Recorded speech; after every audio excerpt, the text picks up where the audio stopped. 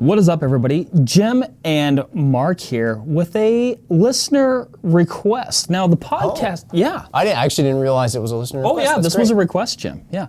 The podcast studio itself is full of what we might call eclectic decor. A lot of it accumulated over time, some of it via podcasts that we've done, guests that have come in. We got a lot of different stuff here, and we had a listener say, hey, why don't you guys talk a little bit about it? And we're like, oh, well, that seems like a great idea.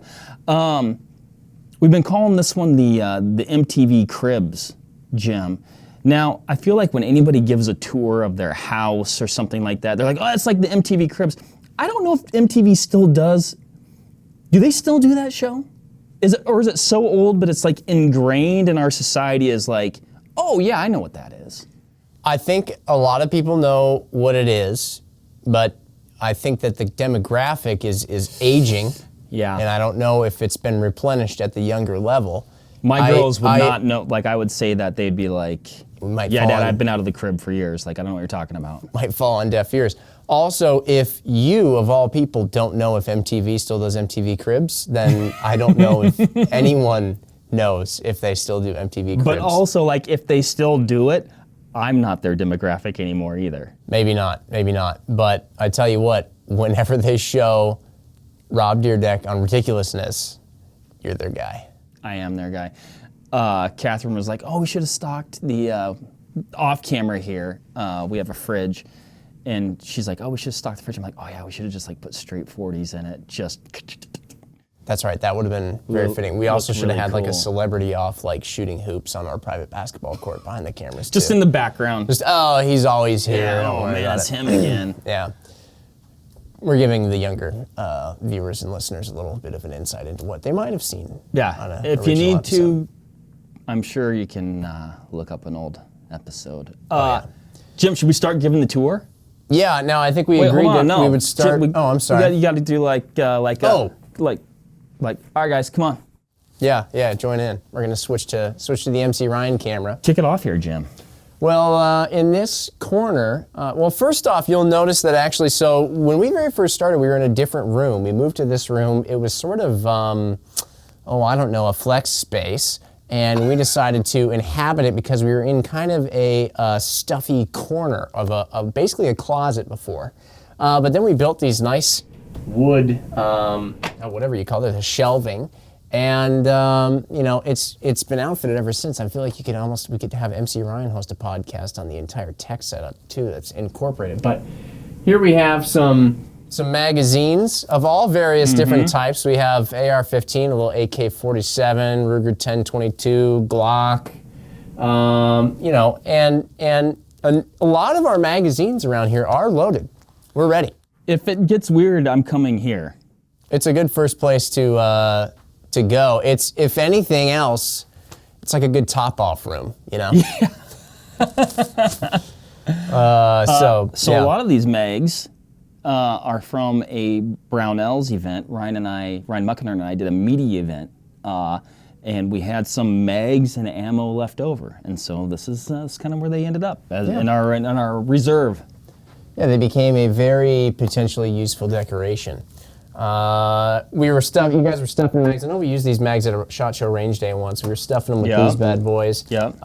DJ Strunts, shout out to him. He's been on the podcast a time or two. We always have our Sam Splint ready on hand just in case Mark needs it. He left that here. I don't know if he did it on purpose, but he left it here for us. And then my buddy Jay, when we did the Rust podcast, he did the little setup here. He made that whole thing with all the different... That he did with a random piece of metal that we found laying around. God bless America. That's just good advice right there. That is. I don't actually know what's in these. Are they empty or? No, that's a little interesting. Hefty. Now we're all finding out things. Oh, there we go. Look at that, more. Look at that. On stripper clips. Oh, everybody's learning something. Good to know. Good to know. More reserves. Yeah. I would assume the other one is much of the same. Probably. You can estimate buck age here with this sweet little poster. Did a podcast with the National Deer Association. Podcast did really well, Jim. Like, a lot of people tuned in. Like, they were really interested in that. People want to know how to estimate the age on the hoof. This I feel like what we're venturing into. This is like Ryan's, Mr. Muckenhern's neighborhood. Yeah, somewhat. We've got different, ammo types from Hornady, Winchester, Federal that we've done various cartridge talks on. We've got some just stuff that's here. We got ammo from, I think that you, Ryan, and I brought in from the 22 podcast. A lot of bullets that we excised from gel from the cartridge talk series. I think, is that not a trigger weight gauge? That's, I think that's the scale. That's the scale we use to measure the bullet weight. Oh, okay, I got it. I thought it was one of those things that flips out and measures trigger poundage. The thing that I like most about what we have going on here, now there's a lot of different boxes of ammo here. I think each box is representing, it seems, or at least many of the boxes are representing a different caliber, a different cartridge. We do a lot of cartridge talks with Ryan. Mm-hmm. And the funny thing is that somehow, even if what's back here isn't exactly the cartridge that we're talking about at hand, somehow we always have something back here that we can reference. Ryan is always turning around and he's like, oh, right, here's one. This isn't, it's like like a library. This is loaded with the bullet I'm talking about. Or, oh, here's one that's loaded up, with whatever. And somehow we always have a good reference point. We are also being followed around by two of the podcast studio dogs. Yeah. This is Ralph and this is Dixie. Yeah. Ralph belongs to me. Dixie belongs to MC Ryan. Jim, what's going on with that hat down there? This one? Yeah. This was a gift from a podcast listener. I do apologize because it's been some time since he gave it to us. I don't remember his name, but I do remember that he came down to the range, introduced himself to me, and he was driving a maroon Factory 5 Cobra that he had built himself, and we talked about that for a little while. And this was... Jim, here's what this was I like his about ship you. in the Navy. Name, not so much. The car, yes, I remember everything about it. we had something to relate to one another on. This was his ship in the Navy. He gave us this hat. It's displayed here. Pretty much, it's been here since he visited. And cool guy. So appreciate the hat. And yeah, it's always been here since you came by. How about up here? So Jim, as I recollect this story, it dates back to old Vortex, when I think it was the first time Cabela's had come to visit us, and they're touring the machining part of the building. Right. And they came across probably what I can only imagine is a very expensive machine with an open can of half-eaten Spam by it. And secret recipe. Spam just kind of became a thing for a while. We ended up with the variety pack. Yeah, I found the variety pack on eBay. Now, there is 2 flavors that are missing because I used one in a pizza oven recipe for some Spam sushi. That was the teriyaki flavor. It's delicious. So that should be here. The other one, we got some special edition cans. Somebody sent them to us of pumpkin pie flavor. And that one we didn't want to just put out anywhere. I think that's in a more I thought you secure used that location. One. I thought you made a pumpkin pie with it. We got 2. I we used got 2. one. Oh, okay. So we still have one more. How was that unused. pumpkin pie that you made with the pumpkin Spam? It's definitely designed to be eaten on its own, not in a pumpkin pie. It's an acquired taste. That's what I learned. Yeah. Okay. So here we have a few more cartridges. Now these cases happen to be some 6.5 BC cases. And here we have a few of the, what were we using? Was that an ABLR that we were sticking in those? I think originally, yeah. Yep. And then of course we have a few that have been through, what is this, Aztec mode on the machine, the device? On the annealing machine. What's that thing? What's the name of that thing? It's really cool. Why am I blanking on that? Aztec mode. The amp annealer. The amp annealer. Yeah. It came from down under. So this is a good reminder, and people probably don't believe us. I don't even believe us at this point that we need to rekindle our work. We started that off so fast, and like we developed the cartridge in what I felt like was mere days, and then it's just sat, and then we said we were going to get back to it. We didn't get to it. Well, and then there was all the shortages and everything, and it just became, people were mad at us because they thought that we were... Then we didn't want to bring it up again. Now we're bringing it up again. This is uncomfortable. Maybe someday. Yeah. We got a mixed bag of tricks up on this shelf. A couple of optics. These are some, this is an OG Spitfire 1X, and then this is a Spitfire AR 1X. We've got a Crossfire red dot. And, of course, just in case, some carbine length M4 plastic I've got some of those at my house. handguards. You never know when you might need They're those. also not connected to anything. Right, right. A little nutritional information on your wild game there. Mark, when did we get this? This just appeared one time. We don't talk about ourselves that we hit that milestone a few months ago. Yeah, because this just was like all of a sudden here. Yeah. And I never really addressed it, but that's pretty cool. I didn't realize that we're over 100,000 subscribers on the channel. Yeah, like 115 now. That's like a notable amount of people. It's like a nice, it's a milestone. That would imply that some people may actually watch this. I know, we can't believe it either. Catherine sent in all the information, very prompt. It came within like a couple weeks or something like that. Wow. Yeah. Very nice. This is, I don't know if there's actually still chips. No, there is, yeah. No, it sounds like somebody ate them. They shouldn't have. That was from our 100th episode. Oh, they are. Yeah, somebody ate the chips. MC Ryan They're dead now. Made a burrito cake. It was great. And we had some chips with it. This one we've gotten called out for a number of times. We are Wisconsin proud here. And so our sports teams, go sports sometimes. This has been around the block though. This came from old Vortex. I don't even know where it came from. You don't know where from old, yeah. No, but I just remember I've seen this at Vortex for the last 15 plus years. Ralph is really just enjoying sniffing around here. Ralph, why don't you, here. He's fine. Yeah, for some of us, Jim, who are transplants, if the Packers aren't playing the Seahawks, then go Pack. And if the Packers are playing the Seahawks, then anything goes, and an interception can, Jim, you don't have to catch the ball. You just have to catch the guy that caught the ball, okay? Everybody knows this. That's what I've heard. Coop never came and got his antelope skull, huh? That's yours. Why does it say Cooper Long on it? Because he took him to the guy. So the guy, marked it. Oh. Wait, this is mine? Yeah. Well, this won't be here for a whole while.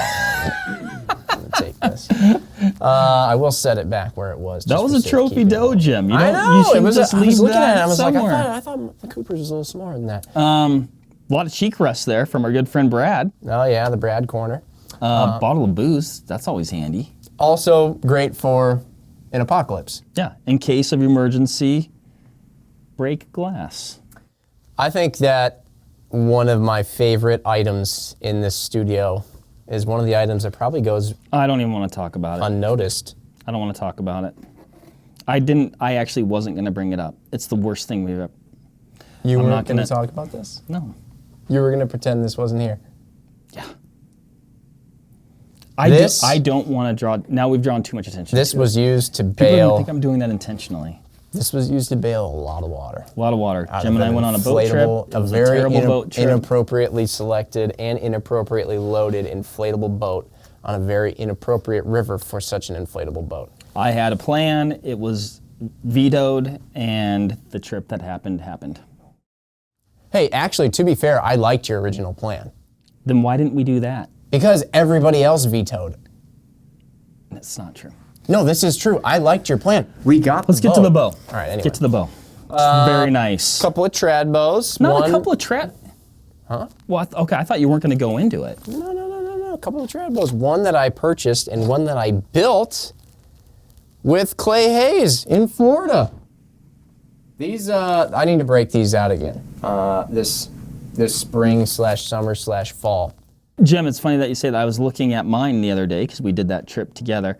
And I was like, man, I was actually debating not archery elk hunting and taking the month of September here to try and kill any deer with my trad bow from the ground. But I still will probably go elk hunting. We got to do it, Mark. We got to hunt with these things. I know. They're beautiful. Beautiful. Beautiful bows. What happened with this thing, Mark? Why is this thing still in here? It's in the corner. I swear all its use is for just... Well, that's probably all it's good for anymore. That's Ryan Muckenhern's muzzleloader. I believe it's an old TC Omega.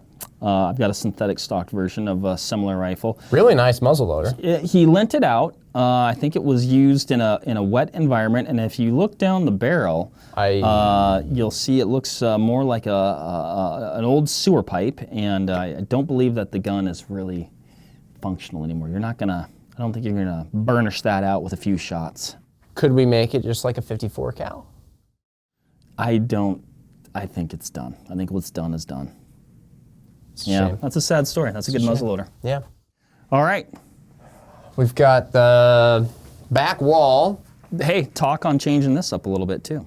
So. Yeah, we've changed ideas. this a couple of times over the years. The first time though, we just brought a wall from our SHOT Show booth. I think that's kind of what this is too. Yeah, that may be what this is. I think we have like a whole bunch of them saved or something. Oh, well, you thought we were done talking about it, but this is from the same story as more reminders of what not to do. We'll move on. Oh, yeah, look at this. We'll move on. A book from our friend Clay Hayes, Surviving Alone. Clay. He was in the show. An amazing, yes, he won, I want to say, season 7. Winner of season 7, I believe. Wealth of knowledge, incredible outdoorsman. You can learn a lot from Clay and his YouTube channel. Something you'll never see video evidence of when we were in Florida building bows with Clay is that we went to the beach and we fished for sharks and we caught jaws, but he ate our entire line. He broke us off. That was a pretty wild trip. So yeah, we would take the kayak.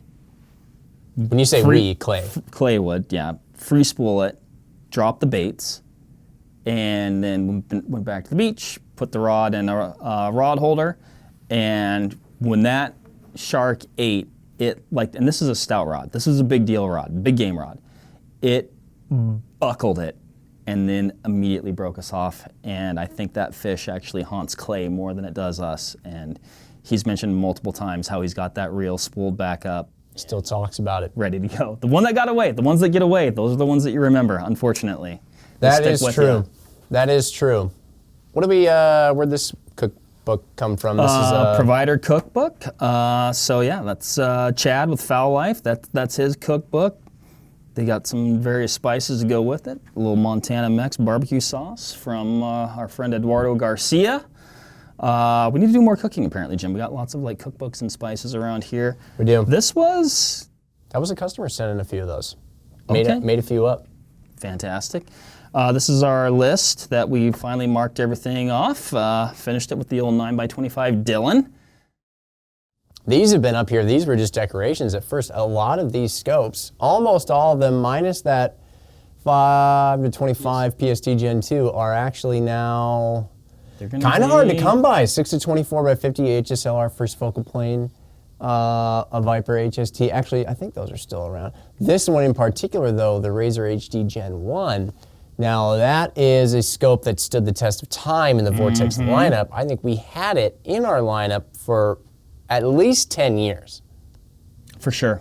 At least, if not longer. Still a phenomenal scope to this day. Gobs of travel. George Costanza. Everybody needs one of those. Someone once asked, and it's due to the angle of the camera, someone once asked, is that a George Costanza picture behind Jim? You'll notice actually now when you get more of a 3D view of the podcast studio, it's behind Mark. Oh. I feel that's all I really need to say. Did you not?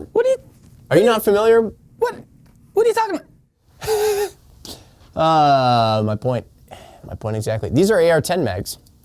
I don't know, I think the other ones were AR-15 mags. We got some AR-10 mags just in case you want to pull out the big boy. Yeah. No, different tools for different jobs. A doe skull. Oh, that's from another. That's from your place, and didn't you find that somewhere? We found it, dead head. What do we have over here? We got a couple of hats. Random shells, some hats. Oh. Very subtle. The middle one is a collector. Yeah, signed by the Jerry Micklick. Trying to think. Not a lot. I mean, we got a bunch of 308s here. old catalog cutout pages. Viper, HD spotting scopes. We got some more Montana Mex things that's sort of dotted in and amongst everything here. This is one of those warheads from Ryan's muzzleloader. I used one of those to kill my first deer. Yeah, that's right. We found the tip. We did. Mark, come on, man. This is your shelf. Yeah. Make sure you leash your binos to your binocular harness. Here's your lesson right here. Jim, I was actually hunting over on your place, and maybe I tripped. Maybe they fell out. Maybe there was snow. Maybe I couldn't find them. It's hard to say. Then maybe like several months later, you found them. So, Mark, I know that it can be a moderately embarrassing story to lose a set of Razor UHDs in the middle of a field, but let's talk about the Razor UHDs and how they stood up, because you dropped those suckers in fall. Yeah. And they stayed out there through an entire Wisconsin winter, through some freezes and some thaws, through feet of snow. And it wasn't until the spring, when I was going around shed hunting, that instead of finding a shed, I found a really nice set of that's a good find. Binoculars, and they were still fine. I cleaned them up, and the only things is you'll notice that there's usually little rubber eye cups here, and the field mice nibbled them off. And so other than a little maybe discomfort of skin on metal when you've got those bad boys twisted out, they work actually just fine, and they haven't been into the repair shop since they came back, because they really don't need it. They don't really. Yeah, maybe you just need the little rubber eye cups back. Maybe I should take them over there, and we'll do like a little update on the binos that Mark lost. Oh boy, this one probably I mean, I didn't want to get to it because it's kind of like the grand finale. This is the Cougs hat that I put in the background. Washington State University, go Cougs.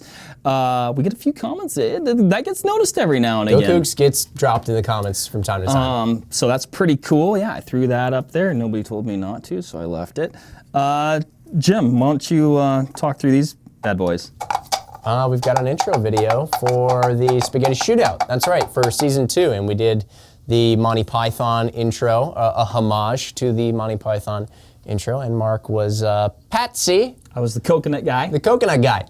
You and Ryan had larger speaking roles than I did, but I thought the whole thing turned out fantastic. You really brought it together. You tied the whole piece. You know, without the coconut guy, it's not a true skit anymore. There's your, or maybe Cooper's. I don't know. I don't know. But that was one of the probably mine. Smaller antelope from our 6.5 from BC. The trio that we knocked down. Yes. You know what? Those you don't want to leave those little ones without a mom. It's just better to. Oh boy. Anyway, let's see. We got a few Hornady items around the shop, of course. We've got, just in case you have a mid-length AR and you want to put the Magpul handguard on it. I guess that's still here. Jim, why don't you try that on? Yeah, so thanks to a couple of gentlemen who came here, a number of months ago. In fact, actually a couple years ago. Probably. To bring some really cool World War II firearms. That was Nick and Ray. Yeah. And they left us with this gift of 2 of them, one for each of us, of child-size World War II gas masks. So how's that treating you, Jim? It fits you actually pretty good. Kinda. A little tight? It's a little tight. I think I've graduated beyond child size. How's the vision? Looks a little foggy in there. So we don't have to use that anytime soon. I think that just is actually, I don't think it's going to work unless you have this on there. Oh, look at that. We got a nice pick rail for the... Boy, can you imagine the disappointment if you use these not together? You would definitely be let down on the performance. We've got crayons in case any Marines show up. Hey, that was actually given to us by... No, that's literally why they're here, is thanks to the U.S. Marine Corps, or a member thereof. What do we have? Oh, those are the Mosquits. Another podcasts that we need to finish, bring back, that we really started off with a lot of fire, and then we get distracted. And We then got the gun. We do have a stop. smooth bore pump action 22. But these targets are, so these are like original Mesquite targets wrapped in vintage newspaper. I think to we go found along these with on them. eBay. No, these were sent to us by Those were a sent to us. listener. With an, The guy in Minnesota who yeah. has like a museum to this kind of stuff yeah, almost. that we were gonna do, then we Yes, lost track of. So yes. we need to reach out to you again if you'll still have us and pay you a visit, because they gave us these, which we preserved and here with this beautiful handwritten note. And so That's right, because when we got into this, I went on eBay. I was the only one to bid on a Mesquite thrower, which we still have. which we have. And we got to use. We We can't use these though. Like we got to find an alternate. That's just it. Is They finding, don't make them anymore. No. This one's near and dear to my heart. We've been doing this podcast now for 6+ years. And this was the machine with which we recorded on when we were in that stuffy closet way back in the day, Mark. This was our first That's it, huh? recording device. Does it still work? MC Ryan? Oh, MC Ryan shook his head. He says He no. must have broken it on the road one day. Little 44 rem mag there. Very nice. Got a drum mag. You never know Empty. when you're going to need one of those. Is that a 308 one? Yeah. Yeah, 50 round 308 drum mag. One of the few empties we got laying around here. This is actually we did a podcast on broadheads. So this is a broadhead that I shot into a deer. Very nice. Very nice. Good recovery. Yeah, we got him. One of the things that I think we get from some of the visitors that we have to the podcast studio is they'll come in and they're used to seeing this camera angle, but they're not used to seeing this camera angle. In fact, you really hardly ever see it. It's not something that we're particularly proud of in No. terms of the mess. It's more storage of podcast-related things right now. It's a bit of an explosion. However, this is now, you get the full, vantage point of what we got going in here. So this is our home. Welcome to our home. You can see some of the tech setup that MC Ryan is going on. There's a lot of cameras. It's impressive that he knows how to manage them all. And we got a little reloading setup over there for when we get back into the 6.5 BC. We got MC Ryan's, mix station, his DJ station. And then, that's all the storage over there. Yeah. I think that's it. That feel like that's a rounds it pretty out good pretty good. Run through. If anybody saw anything as we were walking around that they feel we didn't touch on, that they would like us to comment to, just drop that in the comment below. Maybe throw us a timestamp, and we'll talk about it. This would probably be one that's best to watch on YouTube as well. If you're listening to this, boy, that would be you're going to weird. be a little confused. Yeah. But And if you have suggestions for interior decorating, let us know that as well. that's the one thing I'm worried about, is as soon as people see this, we may need to get some more shelves. That's why we're talking about doing the back. All right. Well, that'll do it for this episode of the MTV Cribs version of the Vortex Nation podcast. Thanks everybody for listening, hopefully watching. What did I miss? Can I say it? Yeah, what? Well, it's going to come across as not very polite, but can I say it? Well, I think We you're, were calling it MTV Cribs, and we talked it up at the beginning a lot, right? yeah. Well, say it. Okay. I don't know all what right. you're trying. All right. Well, there's our house, everybody. Now get the hell out of here.